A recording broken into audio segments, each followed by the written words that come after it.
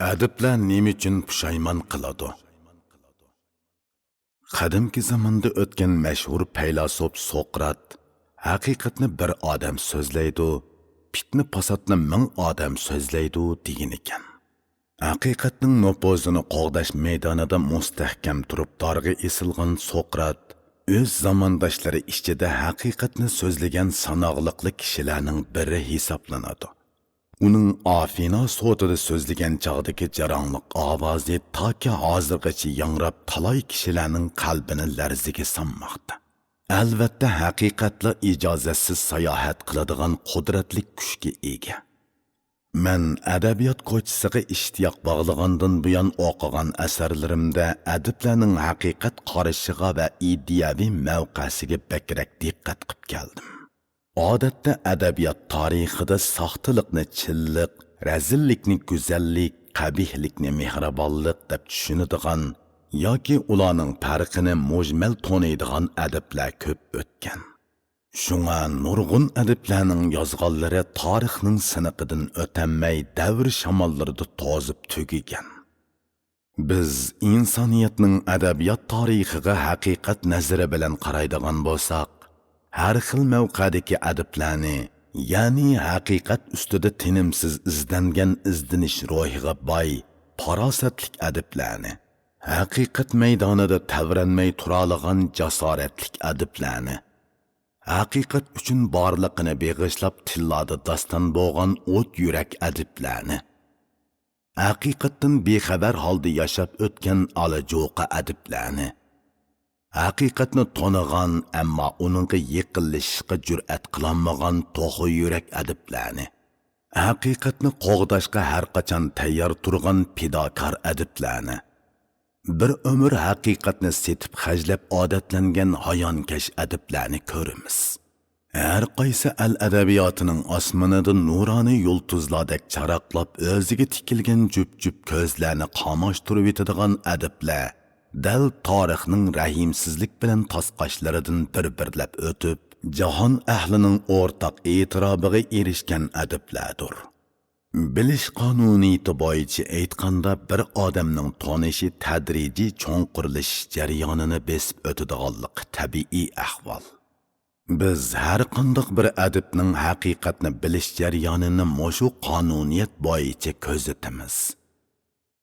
Mushundoq ilmiy pozitsiya bo'yicha qaraganda diqqatimizni alohida tortadigan o'zining ijodiyat hayotidan, aniqroq aytganda haqiqat qarashidan pushaymon xarakterlik xulosa chiqargan bir qism adiblardir. Butkul insonlarning bilishlari jarayonida bir odamning barliq bilishlari jarayonida subyektiv bilan obyektivning tamoman mos birdek bo'lishini ishga oshirish mumkin emas. Safsatidan qutulmoq tas. Latinlarning xatolashmaydigan odam yo'q, xatoligida ching turib olish kalvoliq. Aqllar xatolashmaydiganlar emas, balki xatolashsa shu an tuzatadiganlardir deydigan hikmatlik so'zi bor. Bir adibga nisbatan aytganda ilgirki ijodiyat yo'lidan pushaymon qilish qaramoqqa kishini o'kindiradi. Ammo cho'nqirroq ko'zatsak, pushaymonlik tafakkur qilish mazkur kishining iddiyaviy tonishida, qimmat qarashida tubdan burilish bo'lganda, haqiqatni yangi boshdan cho'nqur tushunib yetganda ko'riladigan ijobiy sifat ekanligini bayqaymiz. Bir umr haqiqatni tonish, tushunish baxtiga muyassar bo'lolmay o'tib ketgan va o'tib ketayotgan adiblarga selishtirganda haqiqatni tonish, tushunib yashash va haqiqat izlab ijodiyat bilan shug'ullanish bir adib uchun baxt ham yuqori ma'naviy sapo hisoblanadi albatta. O'zining ijodiyat hayotidan pushaymon xarakterlik xulosa chiqargan bu xildagi adiblar bizning milliy adabiyot tariximizda bor. Men 1980-yillardan buyon o'z adiblarimizning haqiqat qarashiga, ya'ni ularning asarlarida aks etgan chilliqqa, ularning haqiqatni so'zlash jasoratiga va haqiqat izlash qizg'inligiga, qisqasi xalqimizning tarixiy kechirmishi va ijtimoiy realligiga munosabatli haqiqat masalasidagi maydoniga bakrak diqqat qilib keldim. Ularning qalbida haqiqat bo'lsa, qalamida aks etmay qolmaydi. Şunu ularning so'z jumlalari orasida misra kubletlarining qat-qatlarida haqiqat durdanalarining bor yo'qligini bakrak zig'irladim. Şu jarayonda bir qism adiblarimizning o'zlarining ijodiyat muddaosi va mavqasidan pushaymon xarakterlik xulosa chiqarganligini his qildim. Şu yeri diqqatga sazovarki, ular bu xildagi asarlarni 55 dan keyingi yosh bosqichida yozgan edi. Umuman ma'nodan aytganda qalamkashlarning umrlik ijodiyat muddaosi va mavqasida burilish yozishi shubhisizki mazkur adibning ijodiyat hayotiga alohida qimmat bag'ishlaydi. 20-asr Uyg'ur adabiyoti tarixida ijodiyat bilan shug'ullangan, ammo oxirgi hisobda o'zining haqiqat qarashini chin ma'nosi bilan yengilab, o'zining ijodiyat hayotidan pushaymon xarakterli xulosa chiqargan adiblar ancha ko'p emas. Aslida haqiqatga bo'lgan hirismanlik hissiyoti yo'q. Haqiqat ustida izlanishni odat qilmagan adiblar nima yozishidan qat'iy nazar haqiqat bilan munosabatsiz holda qaysi ko'chaning yeshil chirig'i yiqilsa nishonini shu yoqqa burab, og'ziga nima kelsa shuni yezib yashab ketaveradi. Ammo haqiqatga herisman har vaqt haqiqatni tepishning, uni turlik yo'llar orqali ifodalashning qo'yida bo'lgan adiblar haqiqatni topgan yoki yengivashdan to'nigan chig'ida iddiyada tamoman qasroq tashlab yip-yangi qiyofat bilan o'ttiriga chiqadi. Bu xildagi adiblarimizdan mening biladiganlarimdan Nimshahid, Abdurahim O'tkir, Abdushukur Muhammad Emin, Ro'za Said qatorliqlar bor.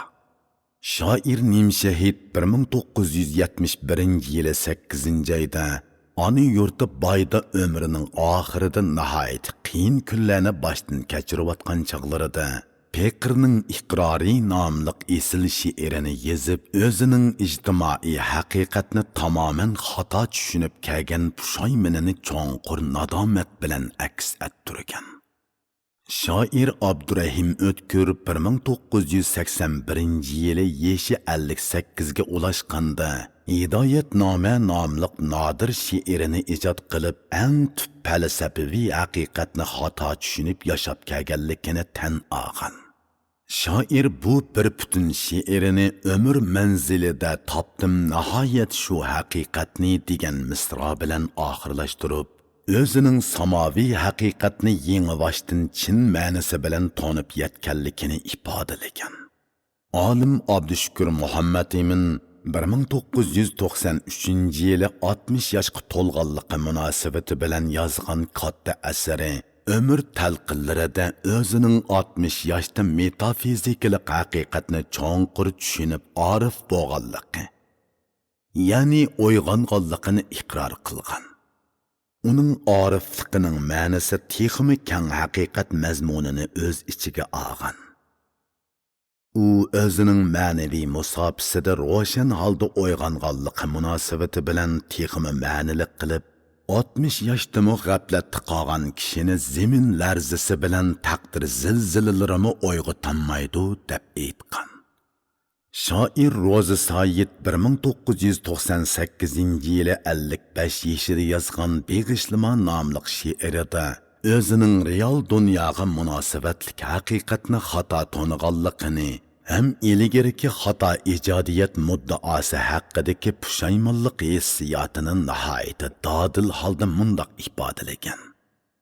Qalamni har muqamga yo'rg'ilatdim mayliga qo'ymay, Terikni tog' qilib yozdim, g'ulashni bir ilik qildim. Texi ayg'ir g'onanlaptu dedim, qumla çiçeklaptu. Demek ilhamni yolg'onning chirog'iga pilik qildim. Yeshim 50 aşqanda dedim, bas haqni so'zlayman.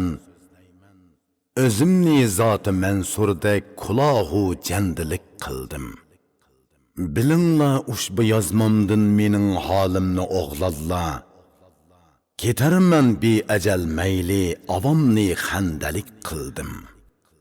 Demak, bizning 20-asr adabiyot tariximizda haqiqat ustida qayta o'ylanish, reallikni yangi boshdan tonish orqali haq-nohaqni aniq anqirgan, shundoqla o'zlarining haqiqat qarashidagi bu xil ro'shan o'zgarishni mardona holda qog'oz yuzida tan olgan adiblarimiz mening bilishimcha yuqoriqi 4 zot. Sharqning mutafakkuri Kunzi Yeşim 60'ga yetganda boshqalarning so'zining haq-nohaq ekanligini shu an anqirib oladigan bo'ldim degan ekan. Balkim 60 yosh haqiqatni tonish yeshi bo'lsa kerak. Yosh 60'ga ulashmay turib haqiqatni tonig'ili, cho'nqur tushungili bo'lmaydi deb kesib aytqilami bo'lmaydi albatta. Chunki haqiqatni tonish masalasi ha degandili yoshga bog'liq bo'lavermaydi. İnsoniyatning tafakkur tarixida yosh qiron chog'larida haqiqatni ajoyib aniq tonigan, cho'nqur tushungan talay adiblar o'tgan. Haqiqat degan nima degan bu masalaga mutafakkurlar mundoq 3 jihatdan aniqlama berishdi. Haqiqat muqarrar qonuniyat. Haqiqat logika. Haqiqat insoniyat aql farosatining manbasi. Bu yerdagi muqarrar qonuniyat turlik tuman shay'lardagi muqarrar qonuniyatni. Logika bo'lsa tafakkurning logikaligini. Aql farosatining manbasi mangulik samoviy aqlni ko'rsatadi. Bir ig'iz so'zga yig'inchoqlaganda fikr chin bo'lsa, ya'ni fikr bilan reallik birdek bo'lsa, mana bu haqiqat bo'ladi. Odatda chinlik, yaxshilik, go'zallik haqiqatning o'lchami sifatida ta'kidlanadi. Logika chinlikni, san'at go'zallikni, etika yaxshilikni tub maqsad qiladi. Haqiqat subyektivning mosligi, birdakligini ifodalaydi. Sapsada obyektiv shay'i va uning qonuniyatlarining burmalangan inkosi bo'lib, subyektiv bilan obyektivning bir-biridan yiroqlashishi, bo'linishini ifodalaydi. Muayyan doirada muayyan obyektiv shay'iga qarata, haqiqat hamon haqiqat, sapsata hamon sapsata, ularning o'ttirasida mohiyatlik farq bor. Lekin falsafa nuqtasidan aytganda haqiqat bilan sapsata bir-biriga tayinib mavjud bo'lib turadi. Ularning mavjudligi bir-birini oldingi shart qiladi. Haqiqat bo'lmasa sapsata bo'lmaydi. Sapsata bo'lmasa haqiqatmi namoyon bo'lmaydi. Mutafakkur olim Abdushukur Muhammad Emin yo'qlik boliqning eng nopozliq baholag'uchisidir degan edi. Mushu ma'nodan aytganda yolg'onning ma'nosini tekshirib chiqish haqiqatning ma'nosini tushunib olishimizga yordam beradi.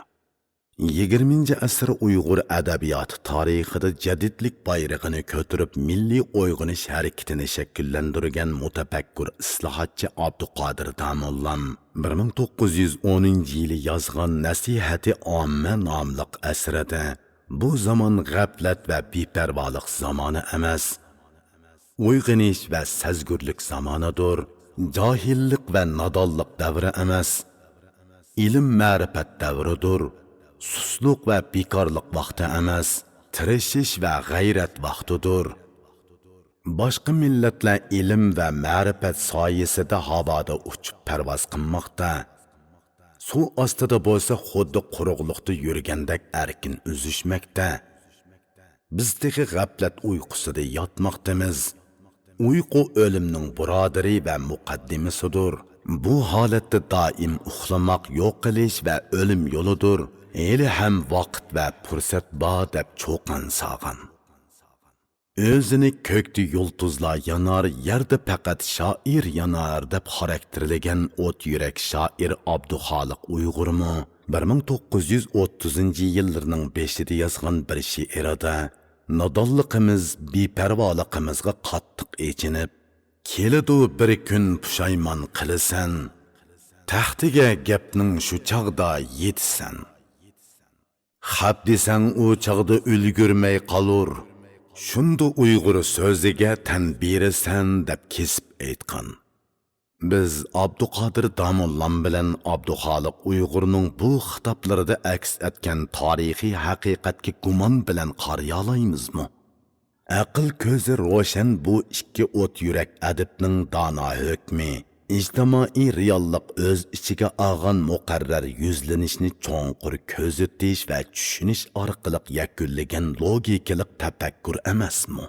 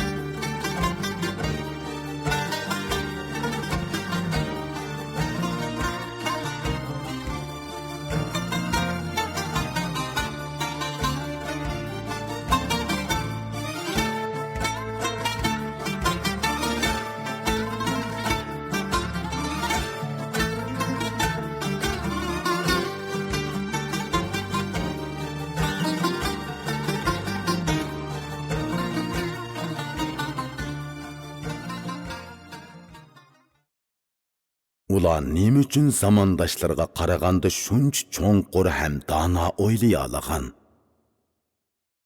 Bu yerdagi ro'shan sabab shuki, ular o'zlarini mavjud krizisning oldiga qo'yib, uningga dodil yuzlanib va uni cho'nqur tushunib tafakkur qilg'ashqa, haqiqat hisoblanadigan fikrlarni o'ttirg'a qo'ya olgan. Krizis ingi yo'q odamning haqiqat bilan bo'lgan oraliqi to'limi yiroq bo'ladi. Bilishimiz kerakki, samoviy haqiqatdan tashqari har qanday haqiqat mutlaq bo'lmaydi. Shunga har bir shaxs, har bir qavmning o'zlarining tarixiy kechirmishlariga, ijtimoiy ahvoliga yarasha turli g'oya maqsadlari bo'ladi. Ashu g'oya maqsad ularning nazaridagi haqiqat mash'aliga tutashgan bo'ladi.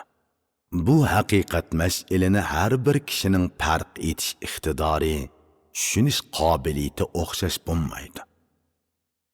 Buningga tutgan pozitsiyami har xil bo'ladi. Haqiqat mash'alini dast ko'tarib o'z qavmining hayot yo'liga nuroniy sho'la tushirib yashash ko'ydi kurash qilganlarmi bo'ladi. Haqiqat mash'alini o'chirib tashlash halakchiligida bir umr do'lig'i apkash ortib ikki chelak yundini ko'tarib yuradigan nokaslarmi bo'ladi. Haqiqat nima, sapsati nima, parvoyi palak holda bir umr oshqozonining g'amini yeydigan, Aristotel aytgandek yashash uchun emas, yeyish uchun yashaydigan arzimas kishilarmi bo'ladi. Agar chin ma'nosi bilan tushunadigan bo'lsa, adiblar hargiz odatdagi kishilar emas. Agar adiblar adiblikini mas'uliyat deb bilmay, obro'y manfaat deb tushunadigan bo'lsa, tubdan xatolashgan bo'ladi. Unutmaslik kerakki, muayyan davrdagi adiblar o'z millatining ruhiyat dunyosini haqiqat mash'alining nuroniy sho'lisi bilan yoritish vazifasini ustiga olgan bo'ladi. Ular xalqning yadroliq manfaatini va tub qimmat qarashini tushungan, navbatdagi milliy ehtiyojini o'zining maqsad muddaosiga aylantirgan, o'z mas'uliyatini aniq tonigan, bu xil mas'uliyatni ado qilishdan hargiz bosh tortmaydigan bo'lishi kerak. Har bir davrning, har bir jamiyatning o'ziga xos xarakteri bo'ladi. Adiblar davrning mohiyatini aniq tonishi, jamiyatning tomirini mohirlik bilan tutishi lozim. Adiblarda davrning mohiyatini aniq taniydigan o'tkir did, jamiyatning tomirini tutish jihatdagi alohida sezgurlik bo'lmaydi ekan, o'z qavmining qalbining cho'nqur qatlamlaridagi da'vatni hargiz his qilolmaydi. Ona xalqning qalbidagi bilinmas pichirlashlarini anglashga qodir bo'lolmagan adib, o'zining yashash maqsadini mangu qimmatga ega qilolmaydi. Undaq adib arzimas ko'ylarda so'kuldab, so'rin sahnalarda kapildab, to'n kiyish halakchiligida quruq shuhrat g'ayrabi bo'lib, o'zinimi, o'zgilarnimi aldab o'tiyveradi. Oxirgi hisobda tarix tarafidan supurib tashlanadigan axlat adiblar qatoridan o'rin oladi xolos. Haqiqiy adib haqiqatga e'tiqod qilish, haqiqatni izlash, haqiqatni so'yish jihatda avangardlik ruhga ega bo'ladi. Alohida ijtimoiy tarixiy sharoitda yashab turibmi, haqiqat izlash jasorati yo'q adib kitobxonlarni bakla umidsizlantiradi. Men bundoq adiblarni axlat adiblar deb atashni muvofiq deb qarayman. Haqiqatni sapsati bilan bir daqiqa bosh qo'yg'izish maqsadida nikoh o'qib yurgan adiblarni bo'lsa, ahmaq adiblar deb atashni muvofiq deb qarayman. Albatta bu ikki xil adib mening nazarimda haqiqatni xohlagan bahoda setib xajlab odatlanib ketgan hayonkash adiblardan afzalroq. Chunki u ikki xil adib kunlarning birida haqiqat oldida tiz bukib pushaymon yoshlarini to'kishi ehtimol. Ammo haqiqat hayonkashlarni qutqizish basi mushkul. Man nazarini haqiqatga tikkan, haqiqat ustida izlangan, haqiqatga e'tiqod qiladigan, muayyan haqiqat qarashiga ega, haqiqatni so'yadigan, haqiqatni o'xshamagan darajada bo'lsa-mu tushungan, uni ifodalashga o'zini atagan adiblarni dodil fikrlik adiblar, cho'nqur fikrlik adiblar deb ikki xilga ayirib tushunib baxtim. Dodil fikrlik adiblar haqiqatni so'zlash jihatdagi jasurligi bilan o'qirmanlarning qalbini so'yindiradi. Ularning tafakkuri cho'nqur bo'lmasa-mu fikrlarining dodilligi bilan azamat adiblardan hisoblanadi. Ularda mutafakkurlarga xos dono fikr, cho'nqur bilim, ilmiy qarash, mukammal iddia bo'lmasa-mu, xalqning ko'nglidagini diyalaydigan azamatlarga xos yorqin xoslik bor. Ular mustaqil iddia, yangicha tushuncha, pishqon qarashlari bilan zamondoshlarining aqlini uyg'otolmasa-mu, mardona chuqan sadolari bilan zamondoshlarining qalbini hayajonlantirib hissiyotini urg'utalaydi.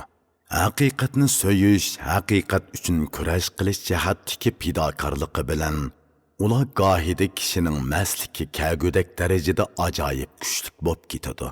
Gohida kishining ichi og'rig'idek darajada ojiz o'ringa tushib qoladi. Ammo hargiz sharmanda o'ringa tushib qolmaydi. Bir qavmning yadrosini tashkil qilguvchi munavvar ziyolilar to'piga hayotiy kuch bag'ishlaydigan energiyani dono fikrlik, cho'nqur bilimlik, mustaqil ideyaga ega mutafakkur adiblar yetkazib beradi. Bu xil adiblar nihoyat sanoqliq bo'ladi. Ammo ularning ta'siri bakma cho'nqur ham uzoq bo'ladi. Ularning fikr iddiyalarini bir qavmning o'g'illaridan ko'rib olg'ili bo'ladi. Biz Yusuf Hojibning o'lmas asri qutadg'u bilikning qimmatini oradan ming yillar o'tgan bugungi kunda ichimizdan qoyil bo'lgan holda tan olmoqdamiz. Uning qavat-qavatlariga singan tafakkur durdonalari bilan ideya ushqullari ko'z oldimizda bir mukammal ideal jamiyatning modelini namoyon qilmoqda. Haqiqatan bir mutafakkur adib bir millatning tarixida porloq moyakdek yenib, millat a'zolarini kelajakda duch keladigan ofatlardan ogohlantirib, ular tirishsa erishalaydigan omadlardan bishorat beralaydi. Ular bu xil roli va salohiyati bilan millatning ma'naviy dohillariga aylanadi. Meningcha, dodil fikrlik azamat adiblar bilan cho'nqur fikrlik mutafakkur adiblarning kunlarning birida pushaymonlik hissiyatda o'kinib asar yezishi kam ko'rilsa kerak. Sababi ularning o'tkir ko'zlari yiroq-yiroqlarda chaqnayotgan haqiqat yulduzlariga adashmay tikilgan. Ularning barmoqlari haqiqat mash'ilining dastisini boshdan oxir bo'shashmay mahkam tutgan bo'ladi. Odatda biz haqiqatni tonish boshqa masala, bilim saviyasi bilan tafakkur qobiliyati boshqa masala deb tushunamiz. Mushu ma'nodan aytganda adiblarimiz nima uchun pushaymon qiladi degan masalaning mohiyatini tushunishga ozroq yaqinlashqili bo'ladi deb qarayman. Odatda bilim qurilmasi mukammal, ammo haqiqat haqidagi tonishi mujmal olim adiblar hammali davrda, hammali joyda uchraydi. Biz maqolamizning bosh temi ehtiyojini chiqish qilib turib, adiblarning bilim mahorati bilan haqiqatni bilishi o'ttirisidagi munosabatga nazar solsaqmi, muayyan bilim mahorat hozirlagan, ammo haqiqatdan yiroq adiblarni xeyli ko'p ko'ramiz. Buning sababi shuki, yeziqchilik oldi bilan bir xil mahorat. Nurg'un adiblarning yeziqchilik mahorati bo'lsa-mu, mutafakkurlik salohiyati hozirlanmag'achqa, so'z vodisida eziqib yurguchilar qatorida ko'ldirlab yuriyveradi. Yana bir qism adiblarning muayyan bilim qurilmasi bo'lsa-mu, bilish maqsadi oydin bo'lmag'achqa, ya'ni kim uchun yezish, nima uchun yezish tushunchasi oydin bo'lmag'achqa, har muqamga yo'g'ilab oxirgi hisobda mag'lubiyatchiga aylanadi. Şuna bir kişide bilim ve maharetinin bo'lishi uning haqiqatni tanıganligiga barobar deb tushunishga hargiz bo'lmaydi. 2010 yılı 8. ayda yazıldı.